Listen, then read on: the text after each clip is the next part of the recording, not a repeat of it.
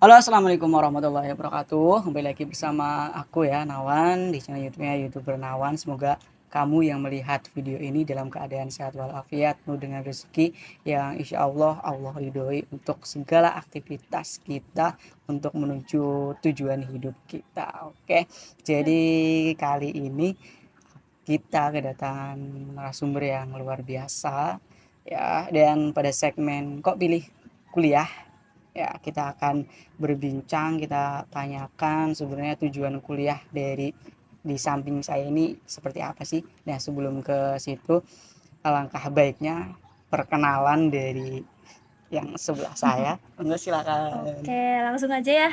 Oke. Ya, jadi perkenalan semua ya teman-teman. Saya Delia Putri Fosyoni dari mahasiswa Prodi Ekonomi Syariah.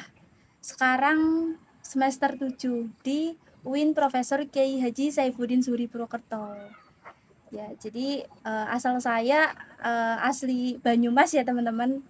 Tuh. Oke ya, asli Banyumas berarti masih ngapak ya. Ya, orang ngapak orang kepenak. Ya, orang ngapak orang kepenak seperti itu. Oke, langsung aja ya. Dulu Mbak Adel, berarti panggilannya Mbak Adel atau Ivosioni atau siapa? Oh iya. Ya, panggilannya terserah teman-teman semuanya ya, tapi biasanya dipanggil Adel gitu, familiarnya dipanggil Adel kayak gitu. Oke, dipanggil Adel, Mbak Ya, Adel. ya, Oke, itu seperti kayak nama-nama yang sering dipakai oleh orang tua untuk anaknya ya. Oh, ya, pasaran. ya. Oke, dan mungkin diceritain dulu itu SMA kah atau SMK atau MAN gitu sederajat sehingga kok milih kuliah. Jadi sebelum ke kuliah dulu itu Mbak Adel pendidikannya di SMA kah atau SMK gitu.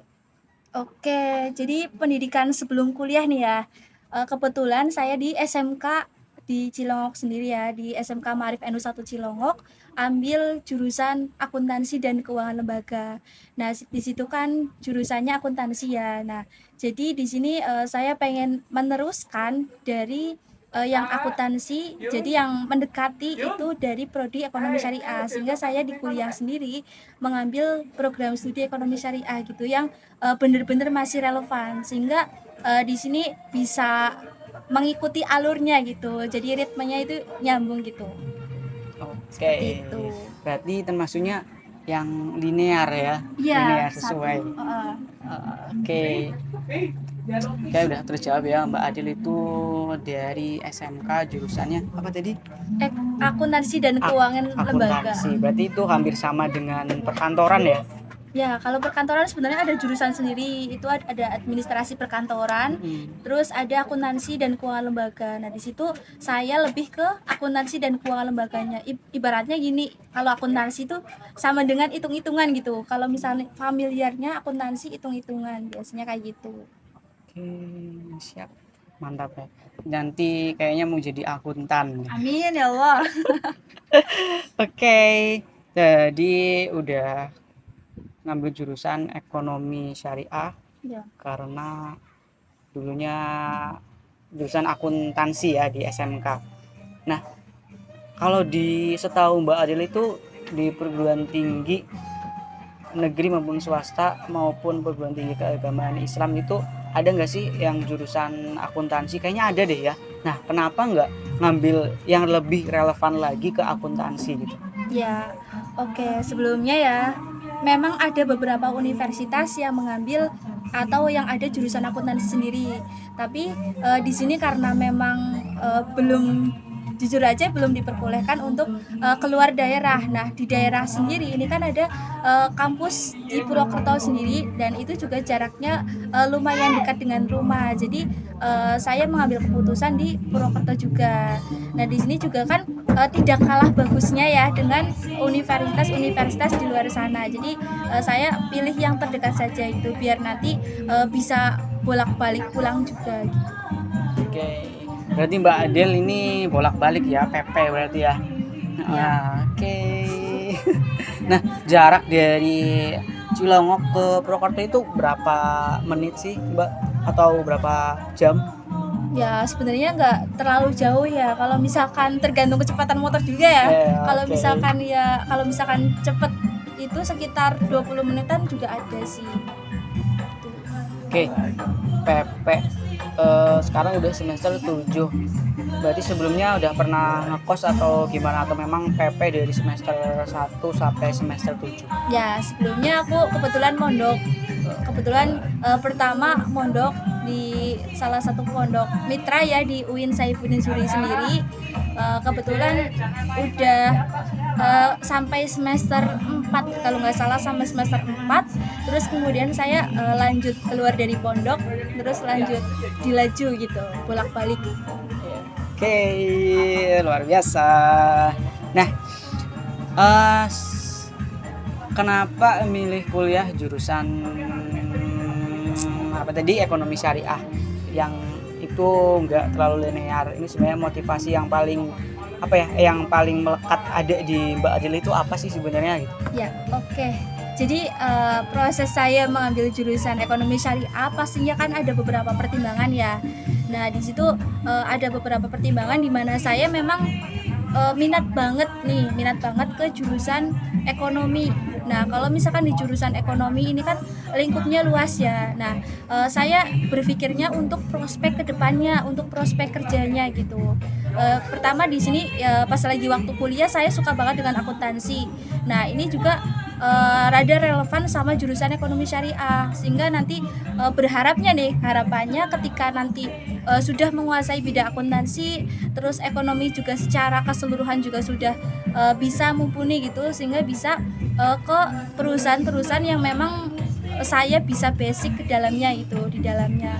Karena saya suka banget dengan yang berbau perusahaan-perusahaan misalkan kayak di bidang perbankan ataupun di bidang yang cakupannya terkait ekonomi, terkait finansial gitu. Oke, luar biasa ya.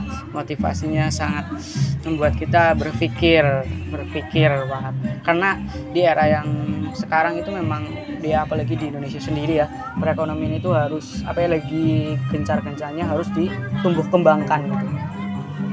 Oke, nah selanjutnya adalah, nah, dari motivasi yang besar Mbak Adil ini, pasti kalau kita tarik ke belakang adalah Adil ini adalah seorang anak. Nah, seorang anak nih apa ya, orang tuanya itu sebenarnya kerjanya sebagai apa sih gitu? Ya, kalau dari orang tua sendiri, kalau dari ibu sendiri dulu kerja ya, sekarang udah di rumah aja atau ibu rumah tangga, sedangkan ayahnya kerja di Jakarta gitu, di kerja buruh aja di Jakarta gitu. Luar biasa ya, luar biasa Mbak Adil, penuh apa ya, motivasinya sangat tinggi, dan orang tuanya ya mungkin ini adalah sebuah apa ya, sebuah doa yang dikabulkan oleh Allah ya, doanya orang tua. Karena setelah aku lihat dan dengerin, motivasinya itu gede banget gitu, dan menyentuh kita untuk apa sih ya, untuk benar-benar bersemangat untuk kuliah. Nah, kalau menurut Mbak Adel ini sebenarnya bedanya kuliah sama kerja itu siapa? Karena basic dari Mbak Adel ini kan SMK, seharusnya kalau ngomong seharusnya itu, harusnya kan outputnya adalah kerja gitu. Nah, kenapa ngambil kuliah yang tadi motivasinya udah gede sih ya, udah apa ya, udah bisa kita lihat, tapi lebih kenapa sih menurut kenapa malahan dari Mbak Adel ini, perbedaan dari kuliah atau kerja itu sih seperti apa gitu bedanya? Oke, ya. Kebetulan ya, waktu dulu memang kalau misalkan saya ambil ke SMA karena SMK karena mikir prospeknya langsung kerja gitu. Tapi setelah saya riset ya, kayak mempertimbangkan juga bahwasannya sekarang ini kan memang konteks pendidikan kan udah semakin tinggi nih, udah semakin tinggi, udah semakin maju gitu. Kalau misalkan kita nggak bisa mensejajarkan atau apa ya, ibaratnya ya kata-katanya yang cocok ya Mas ya, kira-kira nggak mensetarakan gitu dengan yang lain, kita juga akan mengalami yang namanya ketertinggalan gitu. Sehingga di situ saya juga berpikiran bahwa lebih baik apa ya, di kuliah kan biasanya prospeknya kayak di situ banyak banget terkait teori-teori yang nantinya diberikan dari di bangku perkuliahan. Nah, di situ juga bisa menunjang sebuah karir kedepannya gitu kan. Terus juga kalau misalkan nanti di perkuliahan dengan lulusan SMK pastinya ada perbedaan yang cukup ya, bisa dari mungkin dari tingkat pendapatan ataupun dari tingkat yang lain gitu juga. Terus juga di sini kan kalau misalnya kita kuliah nantinya pola pikir itu kan pastinya akan berbeda, akan semakin meningkat karena di perkuliahan ini semakin dituntut untuk bisa lebih dan lebih buat mengembangkan terkait pola pikir kita. Jadi bukan saja diharapkan dengan adanya perkuliahan bukan saja sebagai pekerja tetapi sebagai penyedia dari pekerjaan itu yang diharapkan kan itu seperti itu gitu. Terus sekarang balik lagi ya tadi kan bahwasanya di sini prospek dari sebuah pendidikan udah semakin maju lulusan di S1 saja sudah banyak banget apalagi lulusan SMK. Nah mungkin kedepannya dengan adanya seiring dengan perkembangannya pendidikan kita juga harus mengikuti ritme atau alurnya kayak gitu biar kita juga sama-sama berkembang, kita juga sama-sama bisa maju, tidak adanya ketertinggalan, paling seperti itu. Oke, siap. Berarti ya ibaratnya kalau misalkan kerja setelah SMK itu kerja dan setelah SMK itu kuliah, perbedaannya adalah kita kalau misalkan kuliah itu kita naik level lagi, dan sedangkan pekerjaan di dunia pekerjaan saat ini itu lulusan kuliah saja itu sudah sebagai persyaratan yang paling minimal gitu ya. Iya. Oke. Nah, selanjutnya adalah lulus kuliah mau ngapain dan mau kemana? Oke, mau mana ya? Ya kalau misalkan ini baru planning ya, kalau misalkan pengennya itu lanjut ke pendidikan S2 gitu, meneruskan pendidikan biar nanti juga bisa nambah pengetahuan, nambah sesuatu hal yang nantinya bisa dicapai di S2 juga gitu. Pengennya seperti itu dan pengennya ngejar LPDP gitu biar nanti alhamdulillah sekarang kan memang kuliahnya gratis ya. Saya salah satu penerima bidik misi juga. Nah, selanjutnya aku juga pengennya di S2 nanti bisa gratis juga gitu biar nanti tidak memberatkan orang tua. Kalau misalnya kita pengen mencapai sesuatu hal tapi kita juga harus benar-benar berjuang dan jangan sampai membebankan kedua orang tua. Kalau bisa seperti itu ya Mas ya. Kalau enggak juga kita harus balance loh, harus mempersiapkan. Kalau misalkan nggak bisa mempersiapkan hanya dari satu prospek saja, tapi kita juga harus menyiapkan satu prospek juga. Misalnya ketika nanti kita nggak keterima kuliah, kita juga bisa ke pekerjaan gitu. Jadi sama-sama menyiapkan. Tapi saya insya Allah lebih ke lanjut ke pendidikan selanjutnya sih, insya Allah. Amin ya, semoga kita bantu doa semoga Mbak Adin ini bisa diterima di S2 dan LPDP. Nah, mungkin banyak juga yang belum tahu LPDP sebenarnya apa sih Mbak? Ada?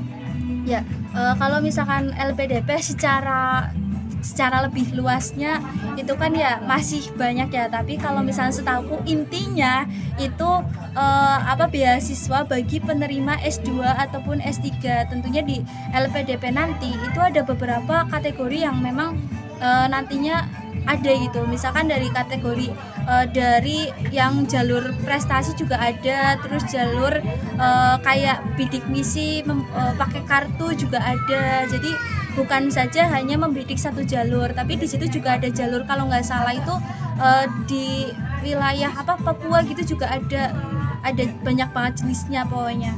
Jadi ya silakan kalau misalkan buat kalian, buat teman-teman yang mau melanjutkan setelah S1 tapi kayaknya kurang biaya gitu, nggak apa-apa, kita juga harus bisa berusaha buat kuliah gratis juga bisa gitu. Bahwasanya pemerintah juga sudah menyediakan sebuah fasilitas pendidikan yang memang secara lebih banyak gitu, udah banyak banget. Mau lanjut S2 ya, yang penting itu kita tinggal berusaha aja buat dapetin S2 ataupun S3 itu gitu.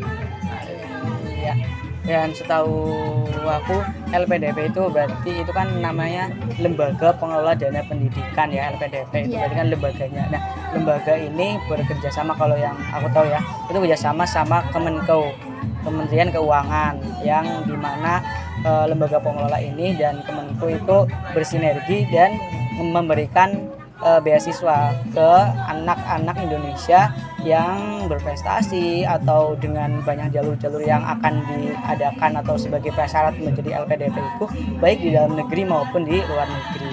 Iya. Itu nanti kalian kalau misalkan mau pengen lebih tahu lebih lengkap, silahkan kalian langsung di search aja di Google LPDP gitu. Nanti di situ itu lengkap banget pokoknya. Gitu. Oke. Luar biasa ya Mbak Adil, berarti ini akan melanjutkan S2, amin. Dan jurusannya sama berarti ya Mbak, ekonomi syariah. Kayaknya bakalan pindah jurusan. Kenapa? Kayaknya bakalan pindah ke jurusan awal pas lagi SMK. Pengennya di jurusan yang kayak akuntansi gitu pengennya.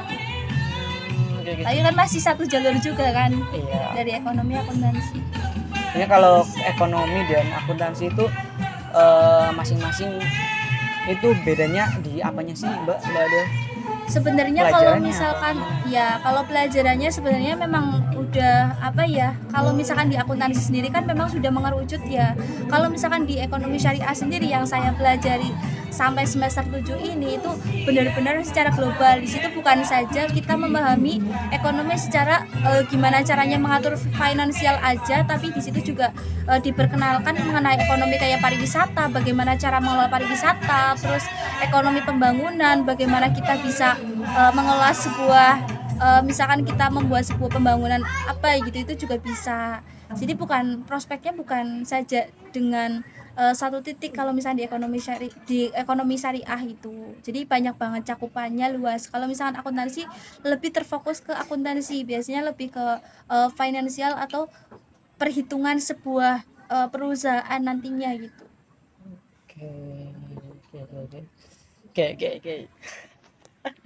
Oke, lanjut. Nah, ini kan udah tahu Mbak Adel ini mau seperti apa dan milih kuliah, kenapa milih kuliah dan kenapa nggak milih kerja.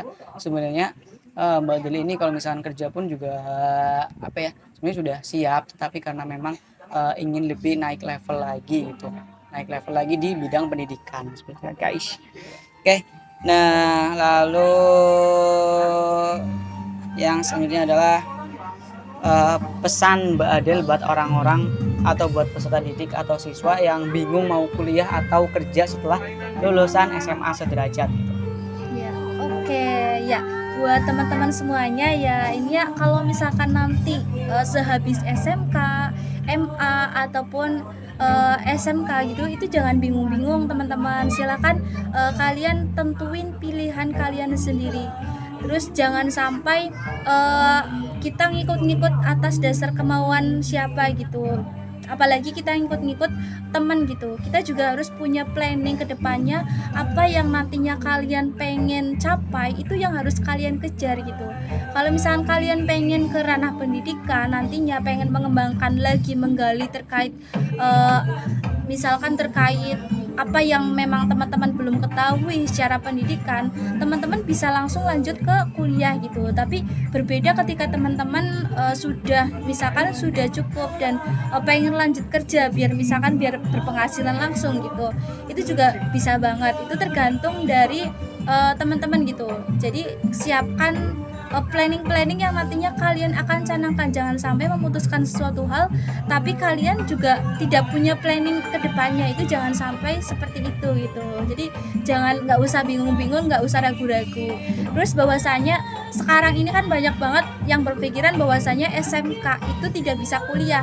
Tapi sebenarnya salah teman-teman, bahwa SMK itu bisa banget buat kuliah, bisa banget buat diterima di perguruan tinggi. Nggak harus di lingkup Kemendak, tapi juga di lingkup Kemendikbud. Itu banyak banget anak-anak SMK yang sekarang sudah misalkan diterima di IPB, UI, UGM, itu juga sudah banyak banget gitu. Jadi seperti itu. Oke, tapi lulusan SMK juga nggak sepele gitu ya guys. Ya. Bisa kuliah dan kesempatannya juga gede juga sama seperti SMA gitu. Jadi jangan jangan berkecil hati kalau misalkan kalian yang menonton ini adalah punya adik atau kalian itu SMK, lulusan SMK gitu. Jangan sampai berkecil hati karena sekarang itu perguruan tinggi negeri ya, baik UI dan lain sebagainya gitu, itu mereka juga bisa bisa menerima dari SMK gitu guys. Jadi yang penting adalah usaha ya dan planning yang harus benar-benar di manajemen secara utuh gitu, secara lengkap. Lalu kalau pesan orang-orang yang mau kuliah gimana dan tipsnya? Ya, buat teman-teman ya nantinya yang mau melanjutkan ke perguruan tinggi, silakan teman-teman seperti yang sudah saya bilang tadi, teman-teman harus punya planning. Misalkan teman-teman mau ngejar IPK 4, ya teman-teman harus dipersiapkan juga. Kalau misalkan biasanya kalau secara umum kan kuliah 4 tahun gitu. Misalkan teman-teman harus punya target di mungkin di tahun-tahun pertama jadi maba, teman-teman harus capai apa, misalkan di bidang organisasi ataupun di bidang prestasi. Teman-teman juga harus buat planning seperti itu biar nantinya ketika mungkin udah mahasiswa akhir, teman-teman udah dapat semuanya gitu. Mungkin nanti pengalaman di organisasi, terus misalkan di bidang prestasi teman-teman udah punya prestasi. Mungkin nantinya teman-teman di bidang kayak perusahaan itu juga kan banyak banget kayak magang, dibuka magang, teman-teman juga bisa punya kesempatan hal yang sama buat magang gitu, buat tahu dunia pekerjaan teman-teman juga bisa gitu. Jadi sebisa mungkin kalau misalnya teman-teman ketika memutuskan buat kuliah, teman-teman harus buat planning dari awal sampai akhir, target IPK-nya berapa, targetnya, terus juga apa saja yang mau dicapai ketika di perkuliahan, biar teman-teman ketika nantinya lulus dari kuliah, teman-teman sudah punya bekal, ibaratnya buat bekal ke dunia nyata. Kalau misalkan dunia kerja kan diartikan sebagai dunia nyata gitu, biar teman-teman sudah dapat semuanya. Jadi teman-teman kalau bisa ya jangan sampai kuliah terus pulang, tapi teman-teman harus di sini cari pengalaman sebanyak-banyaknya, cari relasi sebanyak-banyaknya, karena memang di dunia perkuliahan itu ajangnya teman-teman buat seperti itu gitu, buat menggali, mencari pengalaman itu seperti itu, biar nantinya bisa diaplikasikan ke dunia kerja selanjutnya, biar ibaratnya teman-teman punya bekal gitu, buat punya bekal ketika di dunia kerja, punya pengalaman itu seperti itu. Oke. Nah, terakhir yaitu kata-kata motivasi Mbak Adel untuk yang nonton. Silakan Mbak Adel. Kata-kata motivasi ya. Apa ya? Ya intinya ketika teman-teman sesuatu hal itu tidak ada yang namanya sia-sia ya ketika kita memperjuangkan gitu. Itu, dan ketika teman-teman jangan mudah ataupun jangan merasa minder dulu terhadap sesuatu hal sebelum teman-teman itu mencoba melakukannya gitu. Jangan sampai teman-teman insecure pada diri sendiri ketika teman-teman gak yakin sama diri sendiri, lah gimana teman-teman nantinya bisa mengimplementasikan ke hal yang lain gitu. Jadi kuncinya yang pertama, teman-teman harus percaya bahwa bahwa harus percaya diri gitu. Terus juga bahwasanya walaupun kita mungkin dari keluarga yang kurang mampu gitu, jangan sampai keterbatasan itu menghambat kita untuk langkah kita ke depannya gitu. Kita juga punya hak, punya mimpi yang memang harus kita kejar. Tentunya dengan yang pertama harus berusaha, terus harus doa juga ya pastinya ya gitu. Paling seperti itu buat penutup. Oke, siap. Luar biasa ya perbincangan dan diskusi atau obrolan kali ini. Semoga ini bermanfaat buat kalian, apapun aktivitas kalian hari ini atau apa yang ingin kalian capai, entah nanti kuliah atau mau kerja dan sebagainya. Semoga tontonan ini bermanfaat untuk kalian semuanya. Oke, mungkin itu aja ya. Terima kasih Mbak Adel. Ya, terima kasih kembali. Semoga bermanfaat dan wassalamualaikum warahmatullahi wabarakatuh. Wassalamualaikum warahmatullahi wabarakatuh.